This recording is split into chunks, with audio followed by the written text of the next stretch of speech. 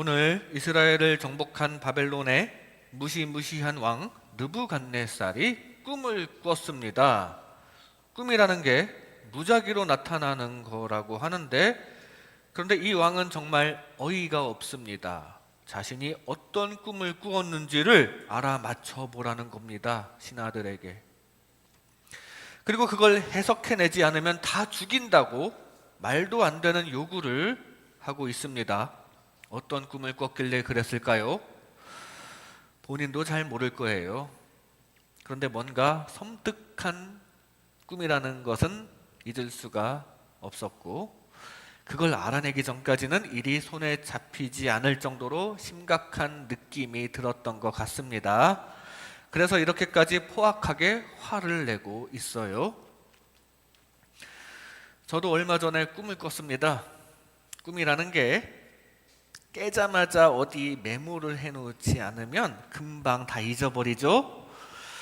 그때 그 꿈도 무슨 꿈인지 적어놓지 않았기 때문에 금방 잊어버리긴 했는데, 무슨 꿈인지 까먹었는데, 한 가지 분명한 건 뭔가 기분이 좋았다는 거, 그것만 기억이 납니다. 뭔가 기분이 좋은 꿈이었어요. 보통 그렇죠. 무슨 꿈인지는 잊어버려도 그 꿈이 기분이 좋은 꿈이었는지, 무서운 꿈이었는지 그거는 조금 기억이 납니다. 그래서 제가 그때 무슨 꿈을 꾸었는지 정말 궁금하거든요. 뭔가 기분 좋은 꿈이었는데, 그 꿈 무슨 꿈이었는지 알려주실 분 있습니까? 제가 무슨 꿈을 꿨는지 정말 제가 궁금하거든요. 모르겠으면 기도 한번 해보세요. 혹시 하나님께서 알려주실지. 저 사람이 무슨 꿈을 꿨는지 알려주실지 혹시 모릅니까? 다니엘은 하나님께 기도했습니다. 다니엘은 하나님께 기도해서 그 사람 느부갓네살이 무슨 꿈을 꿨는지를 다 알려주셨어요. 하나님께서 그 꿈을 알려주셨고 해석까지 해주셨고, 그 해석을 들은 느부갓네살은 이제 화가 풀렸고 다니엘에게 상을 주기까지 했습니다. 그리고 하나님께서 알려주신 그 꿈의 해석은 느부갓네살 왕이 정말 심각하게 여길 만큼 정말 진중한 이야기였습니다. 그 꿈이 이렇게 성경에도 기록되었고, 그 이후로 수많은 성경학자와 목사님들이 해석을 아주 잘 해주셨어요. 꿈에 큰 신상이 나오는데 머리부터 발끝까지 순서대로 금, 은, 동, 철로 이루어져 있습니다. 금은 바벨론, 은은 페르시아, 동은 헬라, 철은 로마.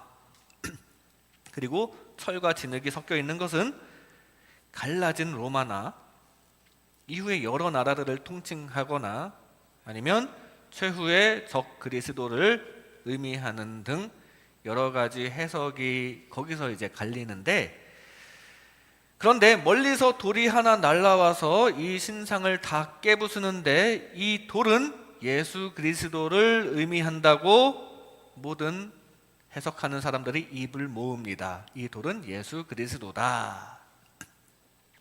이 꿈이 주는 의미는 다름 아닌 예수 그리스도를 통한 구원에 있습니다. 상대적으로 금이 어느 나라고 뭐가 어느 나라고 그것도 무시할 만한 정보는 아니지만, 그 해석도 소홀히 다룰 건 아니지만, 그것보다 더 중요한 것은 이것이 전체적으로 구원을 예표한다는 거, 그게 핵심이에요. 머리가 금으로 되어 있는 신상은 아래로 내려갈수록 가치가 점점 떨어지는 재료로 이루어져 있고, 결국에는 날라온 돌에 의해 허무하게 무너지듯이 세상 것은 결국 무너지게 되어 있습니다. 반면에 하나님의 나라는 영원히 무너지지 않고, 그 하나님의 나라는 멀리서 날아온 돌, 즉 예수 그리스도의 공로로 하나님의 섭리하심으로 이루어진다는 사실을 오늘 말씀을 통해 발견할 수가 있어요. 이 시간 이런 말씀을 나눌 때 영원히 변치 않는 하나님의 사랑을 품고 하나님의 나라에서 주님을 영원히 찬양하는 하나님의 자녀 되시기를 주님의 이름으로 축복합니다. 먼저 세상 것은 영원하지 않습니다. 세상 것은 영원하지 않습니다. 오늘 본문 39절 말씀에 왕을 뒤이어 왕보다 못한 다른 나라가 일어날 것이요 셋째로 또 놋 같은 나라가 일어나서 온 세계를 다스릴 것이며 라고 증거합니다. 신상의 위로부터 아래로 내려갈수록 점점 못한 나라를 의미합니다.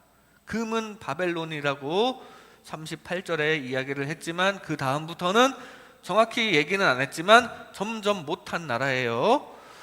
점점 약해지는 것을 볼 수 있습니다.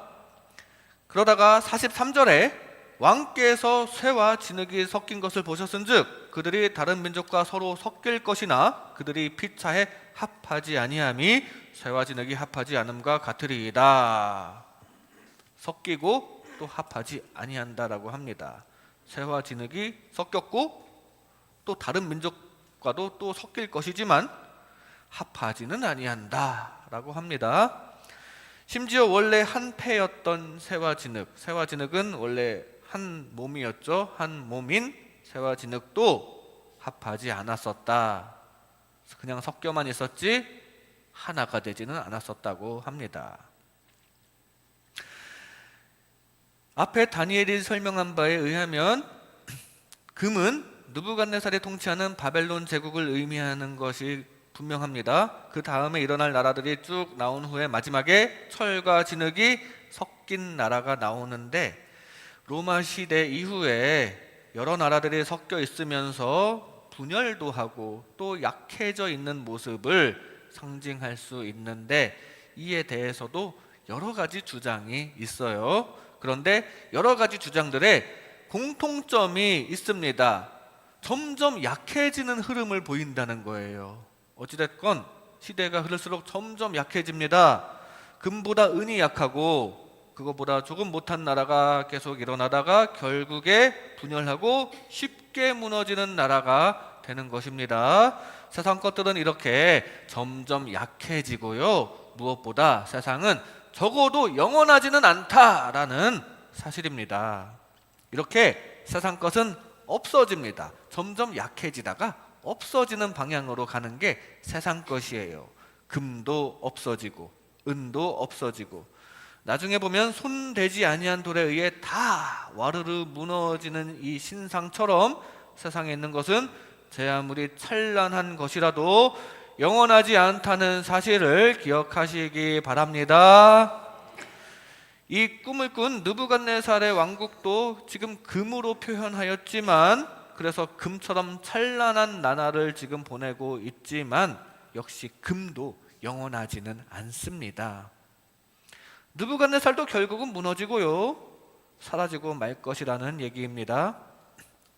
다니엘은 이렇게 세상 나라가 결코 영원하지 못하다는 것을 분명히 말해주고 있습니다. 한마디로 세상 것들은 다 영원하지 않습니다. 영혼의 차원에서 보면 사실 이 세상 것들은 전부 다 헛된 것이라는 사실을 꼭 기억하시기 바랍니다. 나라도 그렇지만 이 제국들도 그렇지만 우리 인생을 들여다보면 더 그렇습니다. 우리 매일매일 거울을 보면 괜히 우울해지지 않습니까? 피부도 점점 안 좋아지고 주름도 점점 깊어지는 것 같죠? 분명히 작년엔 몸이 쉽게 움직였는데 어느 날부터 갑자기 그게 안 돼요. 할 수 있었던 행동이 안 되기 시작합니다. 똑같은 거리를 달려가도 이제는 못할 것 같고 막 그렇습니다. 우리의 몸은 20대의 어느 때에 정점을 기준으로 그 이후에는 점점 늙어져 갑니다. 우리는 점점 소멸되어 가고 있는 중이라는 사실입니다. 점점 소멸되고 있어요. 그 방향으로 갑니다. 점점 소멸되기도 하지만 갑자기 한순간에 없어질 수도 있습니다. 사고나 어떤 다른 일에 의해 개인적인 삶이 안타깝게 갑자기 사라져 버릴 수도 있어요. 그거 배제할 수 없는 것이기 때문에 항상 우리 어디 다닐 때마다 조심하지 않습니까? 또 우리나라가 갑자기 사라질 수도 있습니다. 지금도 어딘가에 있는 버튼이 눌리기라도 하면은 한순간에 빛과 열과 방사능에 휩싸여서 사라져 버릴 수 있는 현실에 우리는 지금 살고 있어요. 이것 또한 없어지는 방향, 소멸의 방향입니다. 그리고 우주적인 종말이 갑자기 닥칠 수도 있습니다. 우주적인 종말은 예수님께서 재림하실 때 전 우주가 종말이 임하는 거죠. 데살로니가전서 5장 2절에는 주의 날이, 종말의 그날이 밤에 도둑같이 이를 줄을 너희 자신이 자세히 알기 때문이라. 그날이 오늘 올 수도 있다는 얘기예요. 오늘 밤에 올 수도 있고 바로 지금 올 수도 있고. 그러면 아니 요한계시록에 보면은 7년 대환란이 있다고 했는데 7년 대환란은 언젠가요? 이미 지나갔나요? 한순간인가요? 뭔가요? 상징인가요? 뭔가요? 그런 의문이 들 수도 있지만 자세한 거는 하나님만이 아십니다. 우리가 그걸 구체적으로 다 명확히 알아야만 하겠다는 생각으로부터 오히려 이단이 시작될 위험이 있습니다. 지금은 하나님만이 아시는 진리이고 나중엔 다 이해하게 되겠지만, 다만 분명한 것은 이 말씀처럼 그날이 언제라도 도둑같이 닥칠 수 있다는 사실, 이 성경 말씀 그대로 이 말씀은 분명합니다. 그러므로 우리는 항상 깨어 있어야 한다는 사실입니다. 이렇게 세상 것들은 소멸의 방향으로 갑니다. 세상 것들이 소멸해도, 서서히 소멸해도, 갑자기 소멸해도, 나의 죽음으로 끝나도, 우주적인 그리스도의 재림으로 다 끝나더라도, 그렇게 세상은 없어져도 남아있는 게 있는데 바로 여러분들의 영혼이 남아있다는 사실이에요. 그렇기 때문에 우리는 이 영혼을 주관하시는, 그리고 언제 오실지 모르는 주님을 소망해야 합니다. 주님을 통한 영혼의 구원을 소망해야 한다는 사실입니다. 주님을 통한 우리 영혼의 이 큰 복과 은혜 소망하시기를 바랍니다. 그러니까 세상에만 너무 목매지 마시기 바랍니다. 세상 것들 최선을 다해서 얻을 수 있는 거 얻고 또 좋은 영향력을 끼쳐야 하겠지만 너무 목매일 것까지는 없다는 거예요. 영혼에 비해서. 지금 내가 가진 것들, 곧 내가 가질 것들, 내가 목표로 하고 있는 것들, 그것이 돈이든 명예든 사람이든 최소한 영원하지는 않다는 사실을 염두에 두시기 바랍니다. 영원한 것은 우리 주님입니다. 그리고 영원히 소중한 것은 여러분들의 영혼입니다. 영원히 우리 하나님과 우리들의 영혼을 생각하시면서 우리의 영혼을 구원하시는 주님과 영원히 동행하시는 저와 여러분 되시기를 주님의 이름으로 축복합니다. 세상 것은 영원하지 않습니다. 다음으로 하나님의 나라는 영원합니다. 하나님의 나라는 반면에 영원하다는 사실이에요. 오늘 본문 44절 말씀에 이 여러 왕들의 시대에 하늘의 하나님이 한 나라를 세우시리니 이것은 영원히 망하지도 아니할 것이요 그 국권이 다른 백성에게로 돌아가지도 아니할 것이요 도리어 이 모든 나라를 쳐서 멸망시키고 영원히 설 것이라. 하나님께서 세우시는 나라가 영원하다는 얘기입니다. 여기 말하는 이 영원히 망하지 아니할 나라는 어느 나라일까요? 당시 그 이스라엘일까요? 바벨론일까요? 미국일까요? 아니면 우리나라일까요? 다 아닙니다. 방금 전에 세상의 모든 것은 다 없어질 거라고 말씀드렸잖아요. 세상에 속한 나라는 아닙니다. 그 나라는 하나님의 나라예요. 하나님의 나라가 영원합니다. 이 여러 왕들의 시대가 어디냐는 이 전통적인 성경 해석에 따르면 지금 여기 성경에 나오는 여러 왕들의 시대, 이 시대가 어딜까 하는 해석에 따르면 로마 시대가 시작된 이후부터의 어느 정도의 기간이 됩니다. 그 해석에 따르면 로마 시대가 시작된 이후에 예수님께서 세상에 태어나셨고 그 예수님께서 십자가에서 세우신 하나님의 나라가 그 영원한 하나님의 나라가 되는 거예요. 이 땅에서부터 하나님의 은혜를 받아 이 하나님의 나라를 이루다가 영원한 저 천국에서 완성될 그 하나님의 나라가 영원한 가치가 있다는 말씀입니다. 그 영원한 가치가 있는 영원한 하나님의 나라를 얻으시기 바랍니다. 이 쇠와 진흙이 어떤 나라를 뜻하느냐를 상세히 분석하고 또 해석하는 것도 중요하지만 그 해석이 좀 분분해요. 그 해석이 좀 분분하다고 너무 거기에 열 올릴 것까지는 없습니다. 이게 맞다, 저게 맞다, 이 해석이 맞다. 그것보다 더 큰 의미가 바로 하나님께서 세우신 영원한 나라가 있다는 사실이 핵심입니다. 그리고 우리는 세상에 있다가도 그 나라에 반드시 편입되어야 한다는 사실이 핵심이에요. 영원한 하나님의 나라에 속하시기 바랍니다.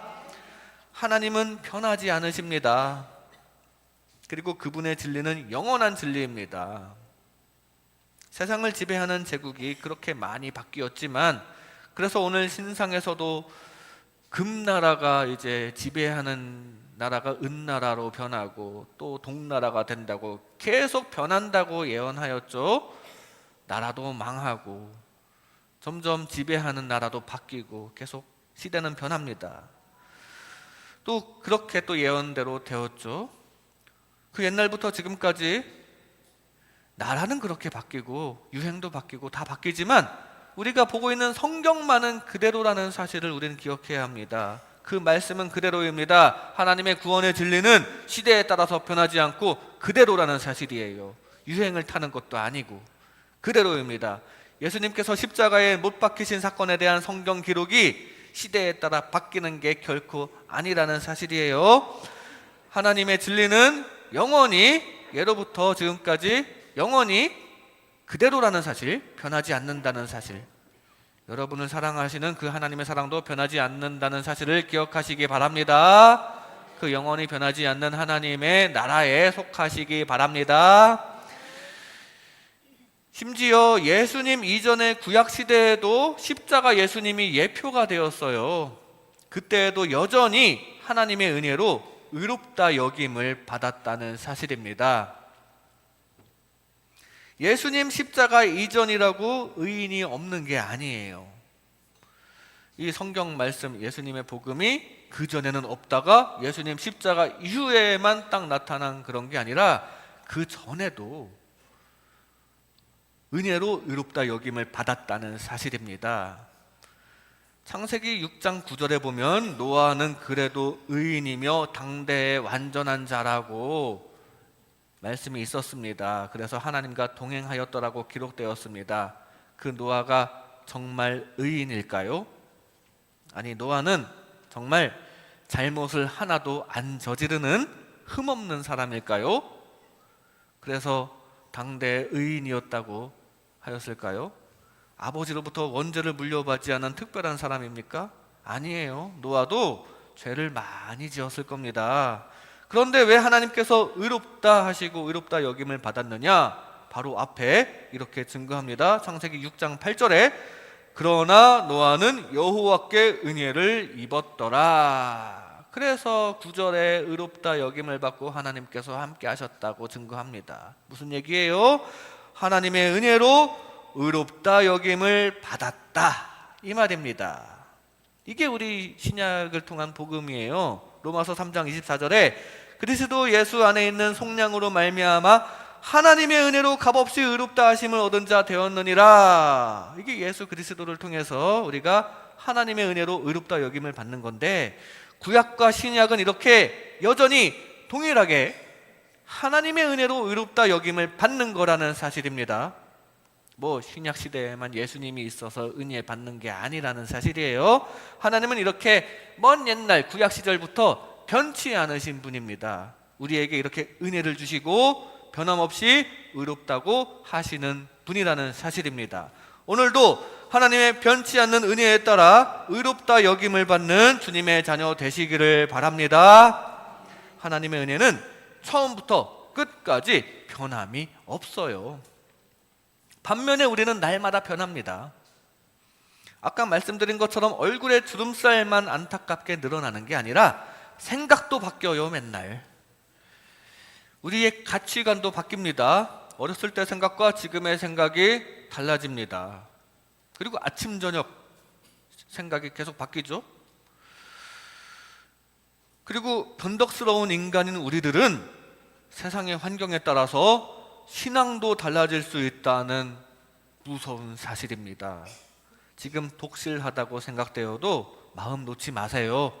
우리는 늘 긴장하며 기도를 멈추지 말아야 합니다. 변하지 않으시는 주님을 신뢰하고 늘 의지해야 합니다.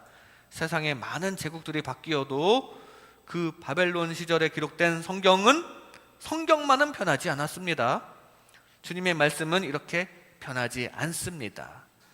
변하지 않으시는 주님만 늘 의지하며 그 변찮는 주님의 사랑이 가득하시기를 주님의 이름으로 축복합니다. 하나님의 나라는 영원합니다. 마지막으로 하나님께서 구원하십니다. 하나님께서 구원하십니다. 45절 말씀에 손대지 아니한 돌이 산에서 나와서 쇠와 놋과 진흙과 음과 금을 부서뜨린 것을 왕께서 보신 것은 크신 하나님이 장래 일을 왕께 알게 하신 것이라. 이 꿈은 참되고 이 해석은 확실하니이다 하니. 손대지 아니한 돌은 예수님을 의미합니다. 그것이 하는 일이 신상을 전부 부서뜨리는 일을 했죠. 그리고 이것은 하나님께서 보여주신 것이라고 증거합니다. 그리고 다니엘을 붙여주신 것도 하나님이고요, 다니엘을 통해서 해석을 해주신 것도 하나님입니다. 그 해석대로 세상을 움직이시는 분도 하나님입니다. 다 하나님이에요. 이렇게 구원하시는 분도 하나님, 구원의 진리를 알려주시는 분도 다 하나님입니다. 하나님께서 하신 거 기억하시고 그 하나님의 은혜를 입으시기 바랍니다. 왜 이런 환상을 보여주셨겠습니까? 왜 우리에게 이 말씀을 하셨겠습니까? 하나님은 우리의 인생의 궁극적 결말이 천국이기를 원하시기 때문에 알려주신 것입니다. 하나님이 장래 일을 왕께 알게 하신 것이라.